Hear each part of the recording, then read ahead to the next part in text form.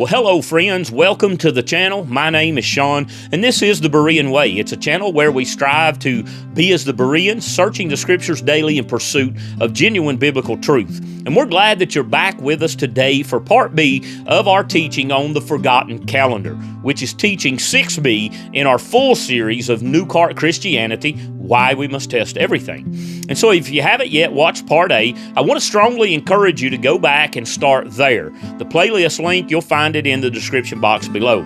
So in part A, we laid a threefold foundation that everything in today's teaching is going to build directly upon. And that is that time itself, it began on New Moon Day as found in Genesis chapter 1, verses 1 and 2, and that Yahweh ordained the moon as the governing instrument of His appointed times, and that the Scripture consistently recognizes not two, but three distinct categories of days, and that is workdays, Sabbaths, and new moon days. And we confirm this through 5 independent witnesses from the Hebrew Scriptures. And so today what we're going to do is we're going to put that foundation to the test. But before we get into it today, if this content is helping you in any way whatsoever, we would just ask that you hit the like button, subscribe if you haven't already, and click the bell icon so that you don't miss any of our uploads. And if you'd like, drop us a comment. We do love hearing from our viewers and our listeners. And also, now you can find us on Facebook, Instagram, and TikTok if you'd like to reach out to us there. Or if you'd like to reach out to us directly, you can email us at thebereanway1711@gmail.com. And if you feel led to support the ministry financially, we have a Buy Me a Coffee link, and it's in the description box below. And just know that every contribution does make its way right back into content like this today. But let's get into what we're going to talk about here today. Now again, we're in the middle of our series, New Cart Christianity, Why We Must Test Everything. And the full playlist link, it's in the description below. And so if you're brand new to this series, we would just encourage you to start at teaching 1, because every part builds up on what came before it. Now today what we're going to do is we're going to move from foundation to proof. The central assertion of the biblical lunisolar calendar is simply this: the weekly Sabbath consistently falls on the 8th, 15th, 22nd, and 29th days of the lunar month. And this is not a tradition or an interpretation that has been imposed on the text, but as what the Word of Yahweh itself demonstrates when its precise chronological details are read very carefully and taken very seriously. And so that is the claim. And so today we're going to take it directly to the Scriptures. And so what we're going to do is we're going to work through 5 distinct proofs entirely from the Hebrew Scriptures. And we're going to begin with the Manna narrative as found in Exodus 16, which gives us what we believe to be the most chronologically precise Sabbath anchor, if you will, in all of the Mosaic writings.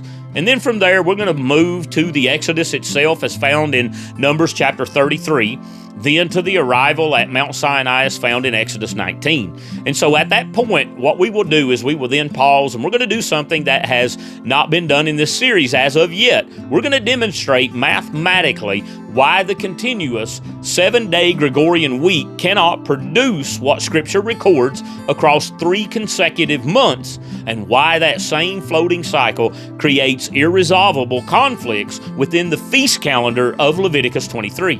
We're then going to work through the appointed times of Leviticus 23 very briefly, and then we're going to close with an 8-day pattern that's sort of woven across the Torah and the historical writings. In part C, we'll bring the apostolic writings into this picture and then engage the objections directly. But for now, let's take the assertion to the text.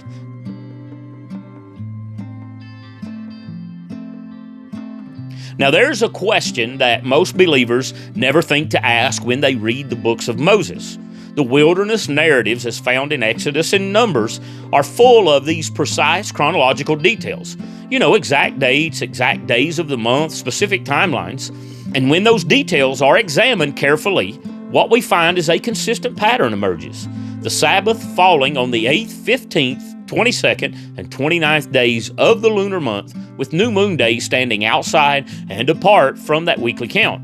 Now, the appointed times of Leviticus 23, Yahweh's own sacred calendar, are inseparably bound to the lunar month. Every single moed, it's anchored to a specific date in the new moon cycle.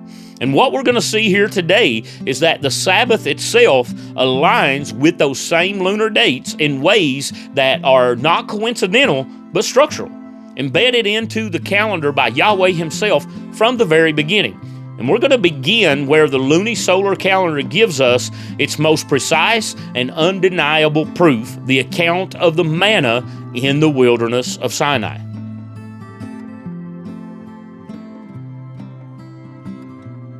Now, one of the clearest and probably the most powerful demonstrations of the lunar Sabbath in all of Scripture comes from Exodus chapter 16. And this is the account of Yahweh sending manna to the children of Israel in the wilderness. So Exodus 16, it provides what we believe to be an exceptional chronological detail, and when we examine it carefully, its timeline places the Sabbath exactly where the lunisolar calendar predicts. So let's begin with the arrival in the wilderness of Sin, Abib 15.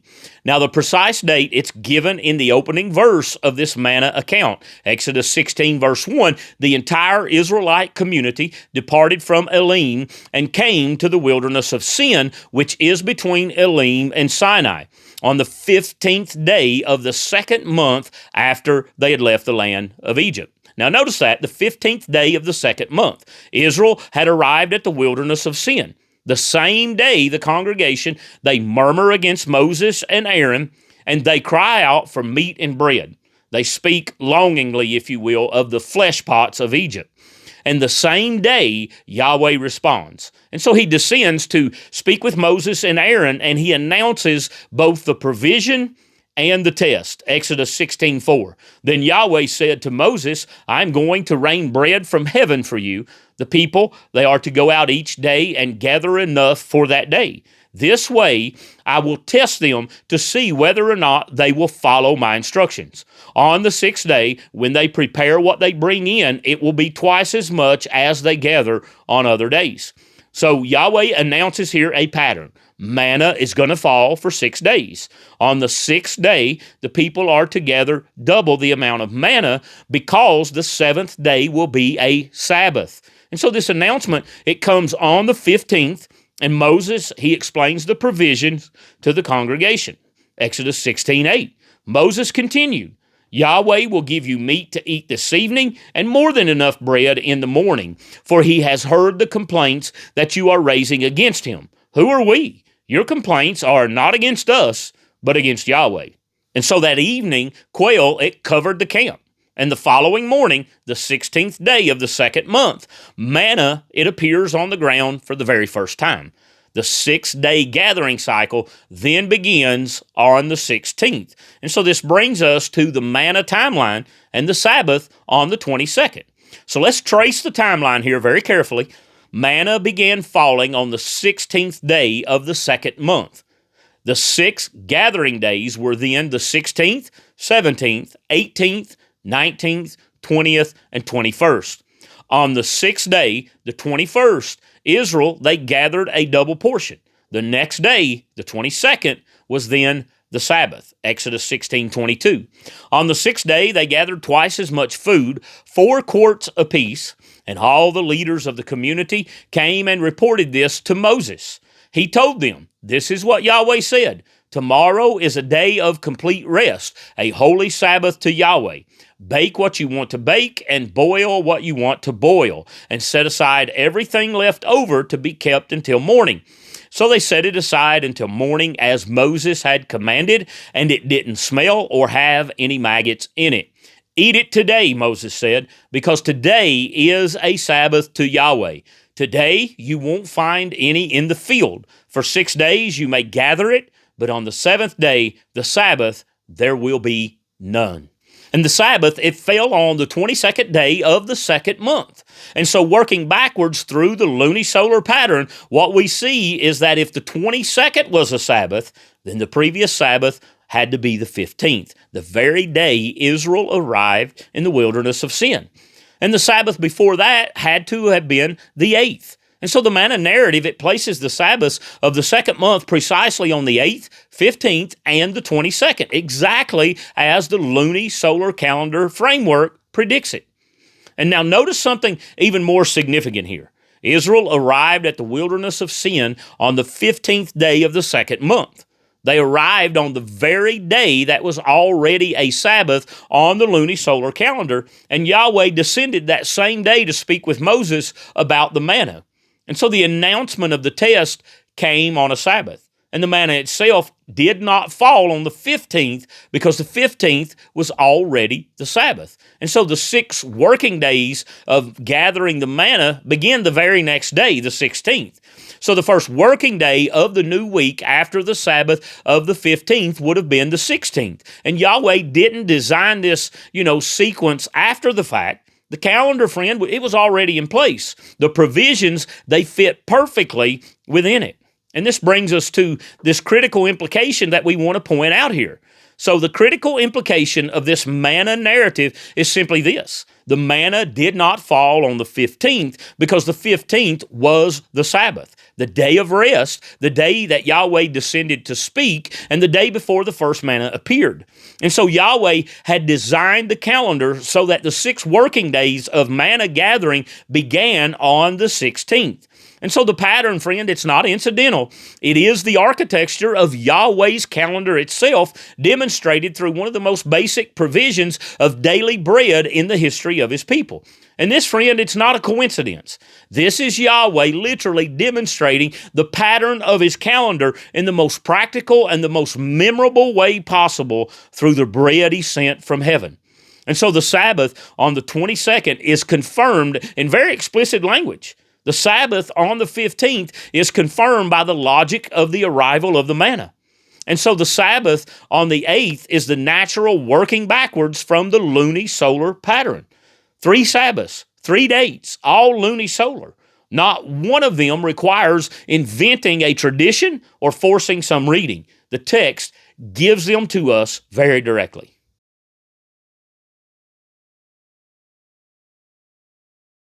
The manna narrative is not an isolated proof. This very same Sabbath on the 15th pattern appears in the account of the Exodus itself. In the very first month, 3 months before the manna, giving us a second independent witness to the lunisolar framework from a completely different narrative context. So let's begin with when Israel departs on the 15th. Now, the date of Israel's departure from Egypt, it's recorded very precisely in the book of Numbers. Numbers 33:3 tells us that they departed from Ramesses in the first month on the 15th day of the month. On the day after Passover, the Israelites went out triumphantly in the sight of all the Egyptians. So Israel departed Egypt on the 15th day of the first month, the day after Passover. In Leviticus 23, it's very clear about what kind of day the 15th of the first month is. Leviticus 23:6 tells us that the festival of unleavened bread to Yahweh is on the 15th day of the same month. For 7 days you must eat unleavened bread. On the first day you are to hold a sacred assembly, and you are not to do any daily work. And so the 15th of the first month, it is a set-apart gathering, a day of rest, a day of holy convocation, and a day on which no servile work is allowed to be done. And so it is, in the very meaningful sense, friend, a Sabbath day. And on the lunisolar calendar, the 15th, it's always a Sabbath. And so the first day of Israel's freedom, the day that they marched out of Egypt in boldness before all the land of Egypt, it was a Sabbath. And so this brings us to Yeshua's own pattern of deliverance on the Sabbath. And so this is not the last time that Yahweh's great power of deliverance and liberation would take place on the Sabbath. Throughout His ministry, Yeshua, the Messiah, He consistently performed miracles of healing and deliverance on the Sabbath, not to break it, but because the Sabbath is a day of Yahweh's rest and His people's deliverance. So consider the span of this pattern across the gospel accounts. Now we have these examples. Peter's mother-in-law was healed on the Sabbath, as seen in Matthew chapter 8, verses 14 and 15, Mark chapter 1, verses 29 and 32, and Luke chapter 4, verses 38 and 39. The man with the withered hand, he was also healed on the Sabbath according to Matthew 12, verses 9 through 13, and Mark chapter 3, verses 1 through 6, and Luke chapter 6, verses 6 through 11. The crippled woman was loosened from her 18 years of bondage on a Sabbath, as found in Luke chapter 13, verses 10 through 17. And so the man with dropsy, he was healed also on the Sabbath, according to Luke 14, verses 1 through 6. We have the unclean spirit being cast out on the Sabbath, according to Mark chapter 1, verses 21 through 28. And you can find another account of that in Luke chapter 4, verses 31 and 37. The lame man at the pool of the Bethesda, a very well-known account here, was made whole on a Sabbath, according to John chapter 5, verses 1 through 8. And as we're going to see in part C, the man born blind, he was healed on the Sabbath in John chapter 9, verses 1 through 16, an account that confirms a Sabbath falling on the 22nd of the 7th month, precisely where the lunisolar calendar places it. And here's the thing, friend, what better day for Israel to have been delivered from slavery than on a Sabbath, the day of Yahweh's rest and restoration? And so the Exodus on the 15th, the day of freedom, it's not in tension or conflict with the Sabbath. It is the fullest possible expression, if you will, of what the Sabbath actually means. Yahweh breaking the chains of his people and leading them into a place of rest. And Yeshua's consistent pattern of delivering people on the Sabbath, it's not accidental. It's just the continuation of a pattern that literally began with the Exodus.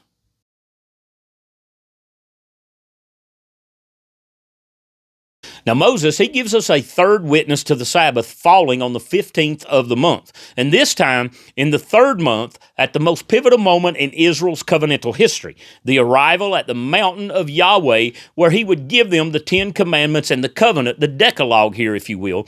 So let's begin by looking at their arriving on the same day of the month. So Israel's arrival at Sinai, it's recorded in Scripture with very specific information that points directly to the 15th. Exodus 19 and 1, in the third month, on the same day of the month that the Israelites had left the land of Egypt, they entered the wilderness of Sinai. After they departed from Rephidim, they entered the wilderness of Sinai and camped in the wilderness, and Israel camped there in front of the mountain. Now notice this phrase, on the same day. The same calendar date in the third month as the day they left Egypt. In the first month, we know they left Egypt on the 15th of the first month. Numbers 33 traces the journey stop by stop, step by step, if you will, and confirms the departure from Ramesses on the 15th. And now arriving at Sinai on the same day in the third month means they arrived on the 15th of the third month. And so here we have 3 consecutive months, 3 Sabbaths falling on the 15th. So let's now look at the 3-day preparation and Yahweh's descent on the mountain here. Because Yahweh then gives Moses a specific preparation timeline here. Look at Exodus 19:10. And Yahweh told Moses, "Go to the people and consecrate them today and tomorrow. They must wash their clothes and be prepared by the third day, for on the third day Yahweh will come down on Mount Sinai in the sight of all the people." Now Israel arrived, as we've established already, on the 15th, the Sabbath. The command was to prepare today, the 15th, and tomorrow, the 16th, and to be ready by the third day, the 17th. And so if they arrived on the 15th, which is the Sabbath, then the first working day of the new week was then the 16th, and the second working day was the 17th, and so on. And Yahweh descended on the day they were to be fully prepared, the 17th of the third month, which is the second working day of the week after the Sabbath of the 15th. And so this pattern, friend, it holds perfectly. 3 consecutive witnesses from 3 consecutive months of the same year. The 15th of Abib, the Exodus. The 15th of Iyar, the arrival at the wilderness of Sin, and the first Sabbath of the Manna narrative. The 15th of Sivan, the third month, the arrival at Sinai. And so on a lunisolar calendar, this is exactly what one would expect to see. The 15th is always the third weekly Sabbath of the month. The same date is the Sabbath in month after month after month. And so this brings us to something that we believe needs to be noted here, and that is the mathematical impossibility on this continuous 7-day cycle.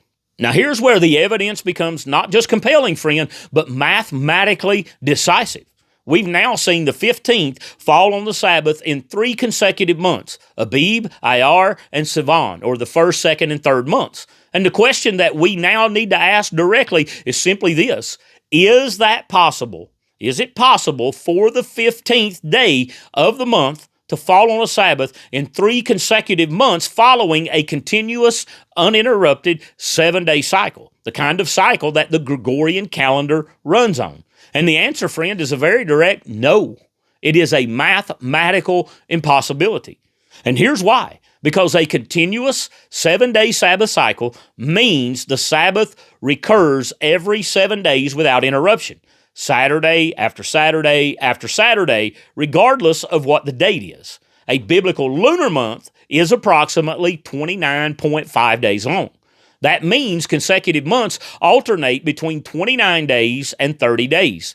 Now let's consider what happens when you track the 15th of the month across 3 consecutive months on a continuous 7-day cycle.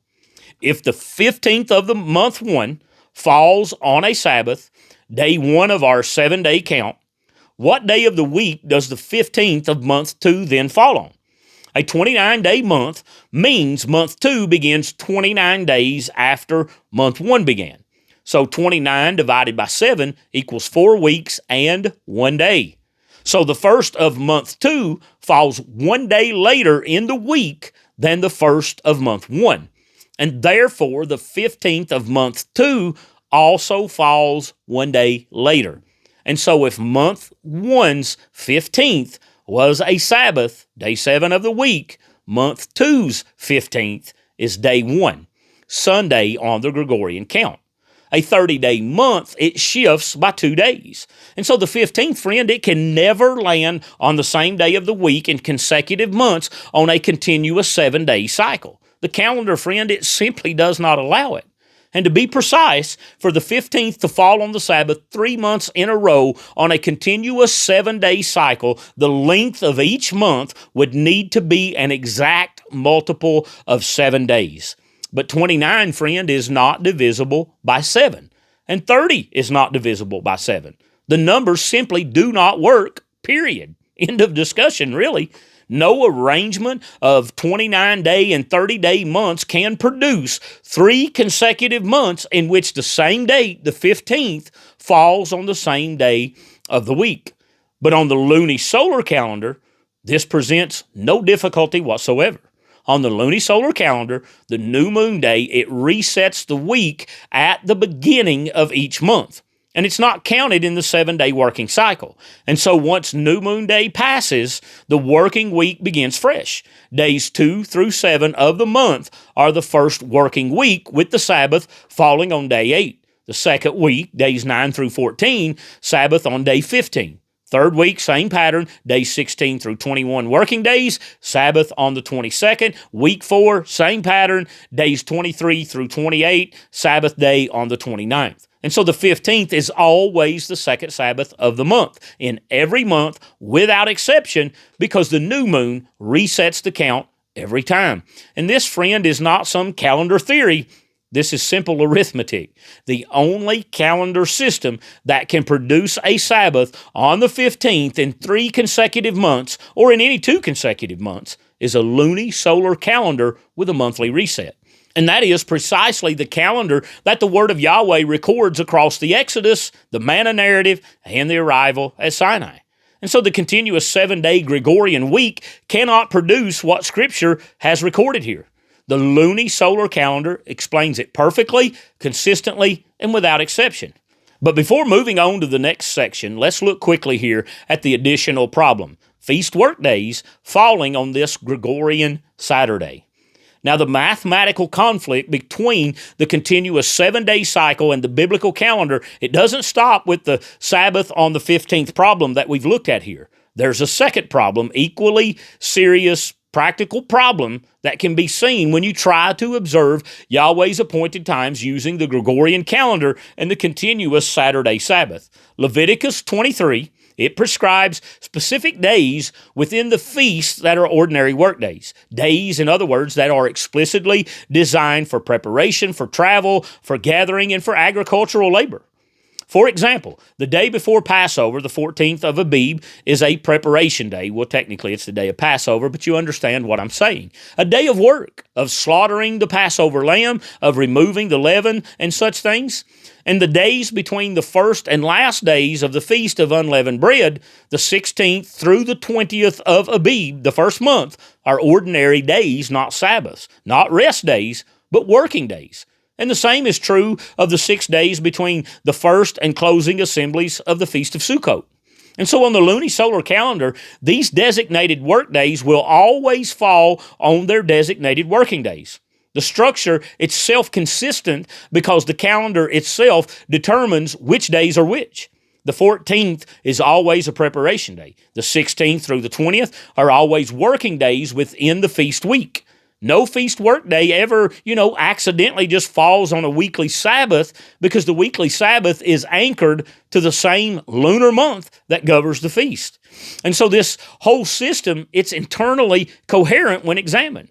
And so on the continuous 7-day Gregorian cycle, however, this consistency, it breaks down entirely because the Gregorian Saturday, it drifts through the lunar month without any fixed relationship to the new moon. In other words, it will inevitably, in certain years, land on days that Leviticus 23 designates as feast preparation days or feast work days. And in some years, the 14th of Abib, Passover preparation day, falls on a Gregorian Saturday. In some years, the 16th, which is the first working day after Passover, when they would go out in the field and harvest the first of the crop, it falls on a Saturday. And in some years, a day that is explicitly not a Sabbath, according to Leviticus 23, falls on the day that Saturday Sabbath observers treat as a Sabbath. And so this creates, friend, a genuine and irresolvable conflict. The Gregorian Saturday observer on those years either does one of two things. They either violate the Sabbath by doing the preparation work that Leviticus 23 requires on that day, or violates the feast prescription by resting when Leviticus 23 designates that day as a working day. And so the system produces a contradiction that Yahweh's lunisolar calendar never produces because Yahweh's calendar was designed as a unified whole. And so the feasts and the Sabbath, they belong to the very same calendar. They were never designed to float on, separate competing systems and calendars. And this is not a minor, inconvenience. This is a structural flaw that reveals the incompatibility of the continuous 7-day Gregorian week with the Torah's prescribed calendar. And Yahweh doesn't design systems that contradict themselves. The calendar he embedded into creation in Genesis 1:14, governed by the moon he made for the Moedim, is the only system that keeps the Sabbath, the feasts, and the workdays in their proper relationship every month, every year, without exception.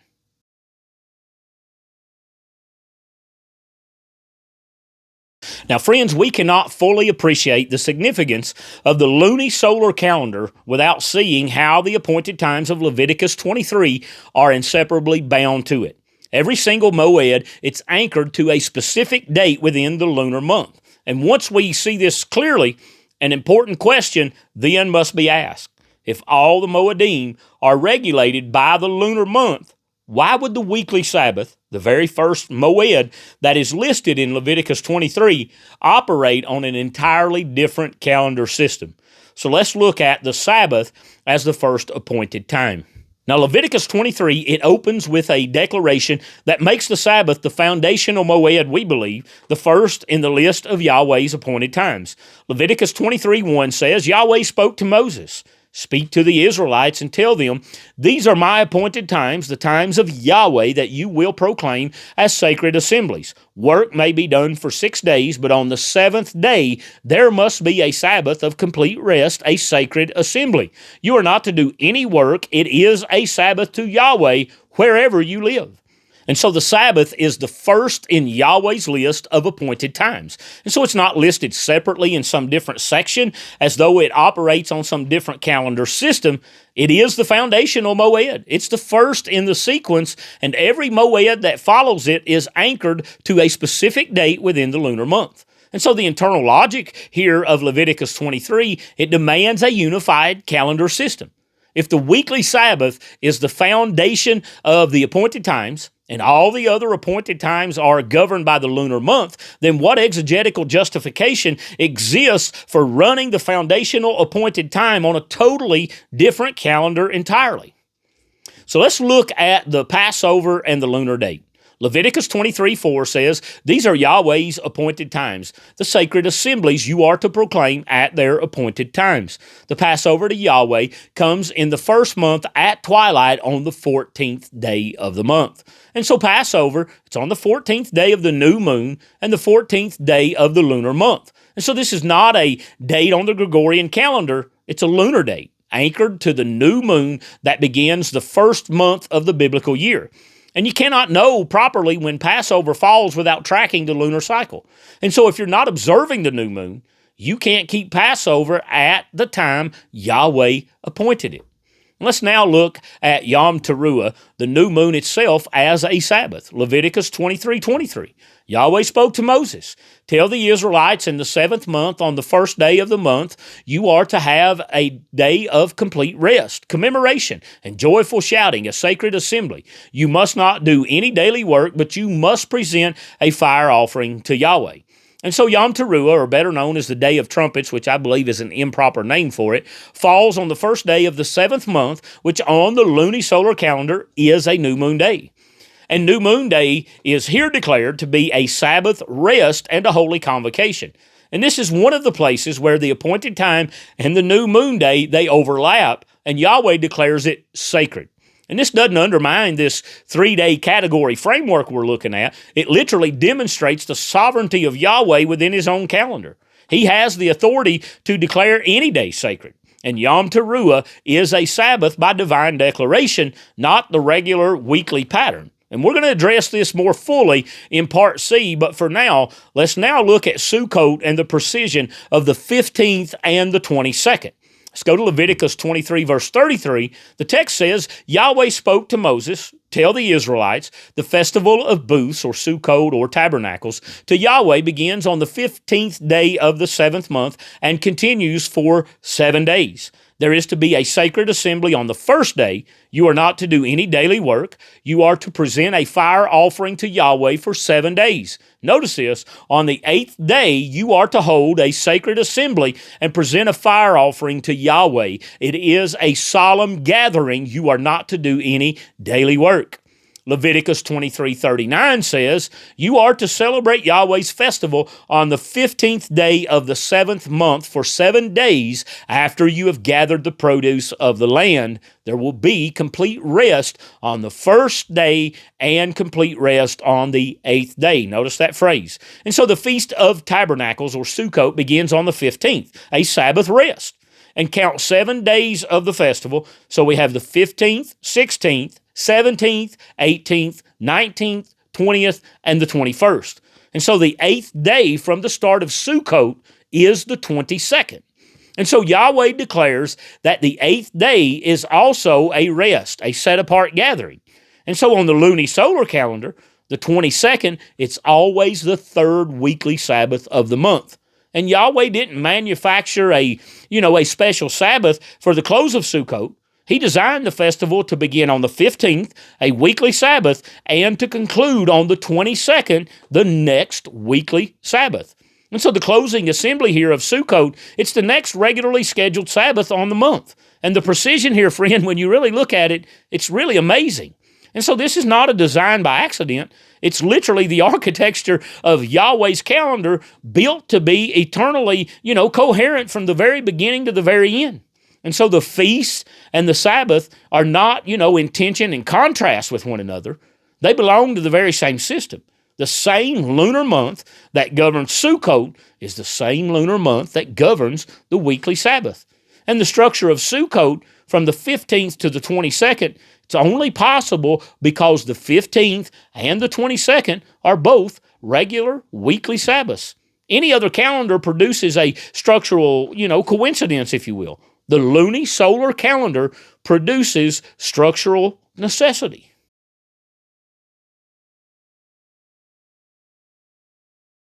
Now, there's one more noteworthy pattern in the Hebrew Scriptures that we believe deserves some careful attention here, a pattern that appears in the Torah, and it's woven through multiple accounts. The pattern of Yahweh appearing, acting, or visiting His people in some way on the 8th day. And so this pattern, it's only coherent within the lunisolar framework, and it provides what we believe to be additional confirmation of the calendar structure that we've been establishing. So let's begin this section with the consecration of the priesthood as seen in Leviticus chapters 8 and 9. Now, Leviticus 8:33 tells us, "You must not go outside the entrance to the tent of meeting for 7 days until the time your days of ordination are completed, because it will take 7 days to ordain you. Yahweh commanded what has been done today in order to make atonement for you. You must remain at the entrance to the tent of meeting day and night for 7 days and keep Yahweh's charge so that you will not die, for this is what I commanded." Leviticus chapter 9 verse 1 says, "On the 8th day Moses summoned Aaron and his sons and the elders of Israel." Jumping down to verse 4, we read, "For today Yahweh is going to appear to you." Then jumping down again to verse 23, we read, "Moses and Aaron then entered the tent of meeting. When they came out, they blessed the people, and the glory of Yahweh appeared to all the people." And so Yahweh commanded Moses and Aaron to remain at the tent of appointment or tent of meeting for 7 complete days of consecration. And on the 8th day, Yahweh descended and appeared to all the people in His glory. The 8-day structure, 7 days of preparation, Yahweh's visitation here on the 8th, is the Sabbath pattern of the lunisolar calendar, sort of in miniature, if you will. A full week cycle completed, followed by the Sabbath of the next week as the day of Yahweh's appearing. And so the language of the 8th day here in Scripture, it's often a reference to the next Sabbath in this lunisolar cycle, counted from the previous Sabbath, making it the 8th day when the counting is inclusive from the Sabbath that began the sequence. And so Sabbath to Sabbath is 8 days when counted inclusively. And Yahweh consistently chooses that day, the day of rest, the day of His, sacred appointment with His people, as the day of His visible appearing in action. And another example of this is found in the Feast of Tabernacles, a second witness here to the 8th day. And so we've already seen the 8th day pattern in Leviticus 23, verse 36 and 39, but Numbers 29 provides an additional confirmation. So let's go to Numbers 29, verse 12. The text says, "You are to hold a sacred assembly on the 15th day of the 7th month. You must not do any daily work. You are to celebrate a 7-day festival for Yahweh." Verse 35, "On the 8th day you are to hold a solemn assembly. You are not to do any daily work." And so here again, the 8th day appears, the day of closing assembly following the 7 days of Sukkot beginning on the 15th. And so the 15th is the Sabbath. 7 days of festival, the 15th, 16th, 17th, 18th, 19th, 20th, 21st. The 8th day from the 15th, again counted inclusively, is the 22nd, the next Sabbath in the cycle. 2 witnesses here to the same pattern, both in the Torah, both confirming the 15th and the 22nd as Sabbath days. And just to wrap this all up, let's look at a third example that is found in Solomon's temple dedication in 2 Chronicles chapter 7. Now, 2 Chronicles 7:8 says, "So Solomon and all Israel with him, a very great assembly, from the entrance to Hamath to the brook of Egypt, observed the festival at the time for 7 days. On the 8th day," here we have it again, "they held a sacred assembly, for the dedication of the altar lasted 7 days, and the festival 7 days. On the 23rd day of the 7th month, he sent the people away to their tents, rejoicing and with happy hearts for the goodness Yahweh had done for David, for Solomon, and for his people Israel." And so Solomon celebrated the festival of Sukkot for 7 days, followed by an assembly on the 8th day. And the text tells us that the people were sent home on the 23rd. And so if the assembly of the 8th day was on the 22nd, the Sabbath, and the people departed on the following day, the 23rd, then the Sukkot festival began on the 15th, with the 8th day being the 22nd. And so the lunisolar pattern is confirmed yet again here across 3 books of the Hebrew Scriptures. The 15th begins the festival as a Sabbath, and the 22nd closes it as the next Sabbath. And so Numbers 29 says it, Leviticus 23 says it, and Solomon's temple dedication, it demonstrates it in historical practice. So let's now try to bring this teaching to a close. We've covered some significant ground, we believe, in this teaching. We traced the manna narrative through its precise chronological detail, and we established that the Sabbath fell on the 22nd of the month, and working backward to confirm Sabbaths on the 15th and the 8th. And so we saw Israel depart Egypt on the 15th of the first month, a Sabbath of rest and a holy convocation. And we traced Israel's arrival at Sinai on the 15th of the third month, with Yahweh descending in fire upon the mountain shortly after, entirely consistent with the lunisolar framework. We then demonstrated that the continuous 7-day Gregorian cycle cannot mathematically produce the pattern Scripture records, a Sabbath on the 15th in 3 consecutive months. And we showed that the same continuous cycle produces irresolvable conflicts even within, feast workdays and preparation days in Leviticus 23 and the feast listed there. And we saw that every appointed time in Leviticus 23 is anchored to the lunar month, and that the structure of Sukkot, beginning on the 15th and closing on the 22nd, confirms the lunisolar Sabbath pattern with some great precision here, friend. And we examined the 8-day pattern across the Torah and the historical writings, the consecration of the priesthood, Sukkot, and Solomon's temple dedication, all confirming the same underlying lunar Sabbath structure. And in Part C, we're going to turn to the apostolic writings, the New Testament as most know it, and we're going to examine the witnesses there that further confirm this pattern. We're then going to address some of the most common objections that are raised against the lunisolar framework, including the claim of an uninterrupted 7-day cycle. And then we'll examine the Jericho account and the battle at Aphek, 2 biblical narratives that demonstrate clearly that the new moon interrupts the continuous 7-day count. So make sure that you join us for Part C. But before we go, let's just quickly review what we covered today. In this teaching now, we have established the following things. First, the manna narrative of Exodus 16 provides the foundational scriptural proof for the lunisolar Sabbath. Israel arrived at the wilderness of Sin on the 15th of the second month, the Sabbath. Manna began the following morning, the 16th, and then 6 days of gathering brought the double portion day to the 21st. And the Sabbath then fell on the 22nd. And so working backward, the 15th and the 8th were also Sabbaths. The 8th, 15th, and 22nd of the second month are all confirmed by Scripture. Second, Israel departed Egypt on the 15th of the first month, the first day of the Feast of Unleavened Bread, a day of rest and set-apart gathering according to Leviticus 23, verses 6 and 7. And so on the lunisolar calendar, the 15th, it's always a Sabbath. And so Yeshua's consistent pattern of performing miracles of deliverance on the Sabbath, it confirms the great acts of Yahweh's liberation appropriately fall on this very day. And then third, Israel arrived at Sinai on the same day of the third month as they had departed Egypt in the first month, the 15th. And so Yahweh instructed them to prepare on that day and the next, and to be ready on the third day. And then Yahweh descended on the 17th, the second working day after the Sabbath of the 15th, consistent with the lunisolar framework. And then fourth, the continuous 7-day Gregorian cycle is mathematically incapable of producing a Sabbath on the 15th of 3 consecutive months, because 29 and 30 are not multiples of 7. Only a lunisolar calendar, friend, with a monthly new moon reset can produce the pattern Scripture actually records.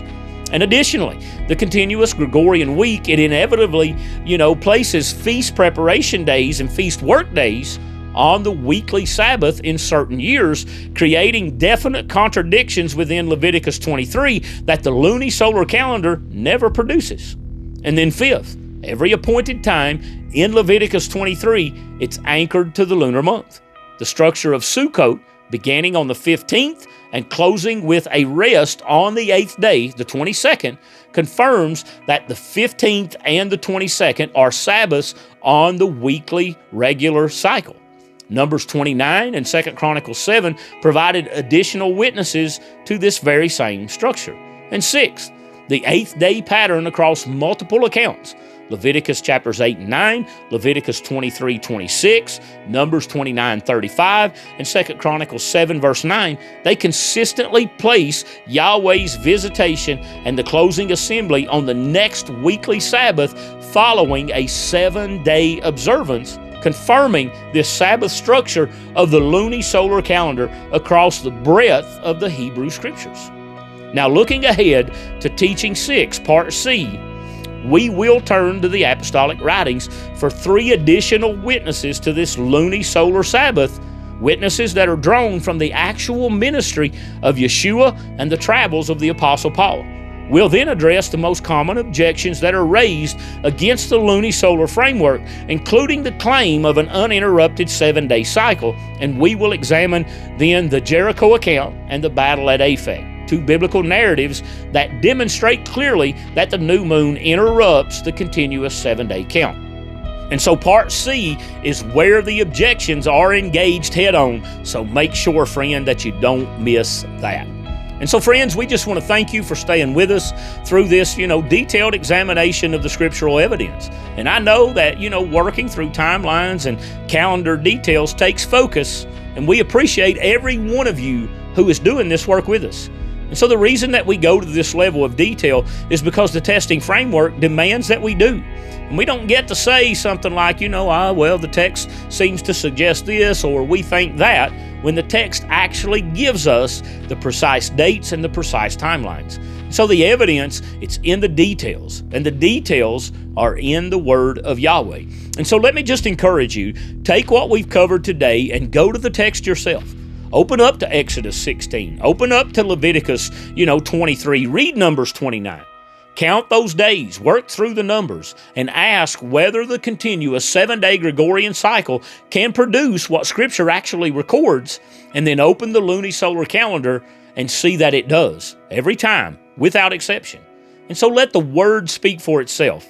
And then make sure you join us for Part C, where we bring the apostolic writings into the picture, and we're going to engage those objections head on. Make sure you subscribe, ring the bell so you don't miss Part C. You can also find us on Facebook, Instagram, TikTok, all those links, they're in the description. If you'd like to reach out to us by email, you can always do that at the Berean Way 1711@gmail.com. And if you'd like to support the ministry, the Buy Me a Coffee link, that's also in the description. But until next time, friend, let me just encourage you, be a Berean, walk in the Berean way, and may Yahweh's shalom find you in your pursuit of biblical truth.